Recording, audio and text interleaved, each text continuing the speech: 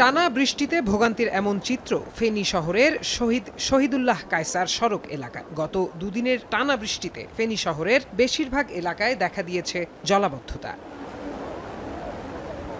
স্থানীয়রা বলছেন, পৌর কর্তৃপক্ষ বা পানি উন্নয়ন বোর্ড কেউই ২০২৪-এর ভয়াবহ বন্যার অভিজ্ঞতা কাজে লাগায়নি। খাল দখলমুক্তকরণে ব্যর্থতা ও ড্রেনেজ ব্যবস্থার সেই আগের বেহাল দশায় ফের ডুবেছে নগর।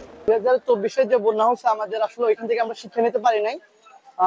যেহেতু আমাদের যে প্রশাসন ছিল, ওরা হচ্ছে সঠিক একটা ব্যবস্থা নিতে পারে নাই, পানি উন্নয়ন বোর্ড ব্যবস্থা নিতে পারে নাই। ড্রেনেজ ব্যবস্থাগুলোর প্রতি একটুও নজর দেয় না আমার মনে হয় না বর্তমান প্রশাসন।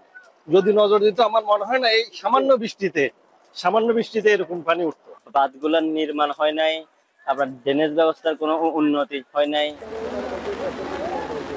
ফেনীতে মঙ্গলবার সন্ধ্যা ৬টা পর্যন্ত ৪৪১ মিলিমিটার বৃষ্টিপাত রেকর্ড করা হয়েছে, যা এ মৌসুমে এখন পর্যন্ত ২৪ ঘন্টায় সর্বোচ্চ বৃষ্টিপাত।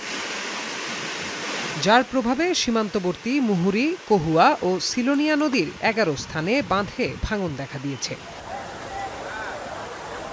এদিকে টানা বৃষ্টির কারণে শহরের এসএসকে সড়ক, রামপুর শাহীন একাডেমি এলাকা, পাঠানবাড়ি এলাকা, নাজির রোড, পেট্রো বাংলো সহ বিভিন্ন এলাকায় তৈরি হয়েছে জলাবদ্ধতা। বন্যা পরিস্থিতি বিবেচনায় ফুলগাজী উপজেলার ৯৯টি এবং পরশুরাম উপজেলায় ৩২টি আশ্রয়কেন্দ্র প্রস্তুত রাখা হয়েছে। ফেনী শহরে জলাবদ্ধতার জন্য স্থানীয়রা পৌর প্রশাসনের ব্যর্থতাকে দুষলেও প্রশাসক বলছেন ভিন্ন কথা। বড় বড় ড্রেন তৈরি করব এবং ড্রেনের মধ্যে আন্তঃসংযোগ আমরা করে দেব।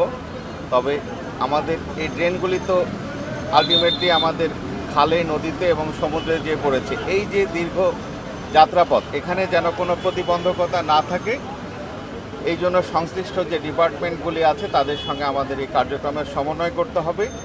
স্থানীয়রা বলছেন, নদী বাঁধের যথাযথ মেরামত, খাল দখলমুক্তকরণ ও নিষ্কাশন ব্যবস্থায় ড্রেনগুলোকে কার্যকর করা গেলে কমানো যেত দুর্ভোগ। এখন ফেনী। সানবিট সব দিবে সামাল। সানবিট ম্যাজিক প্রেস ডিশওয়াশিং এর মাথা ঘোরানো সলিউশন।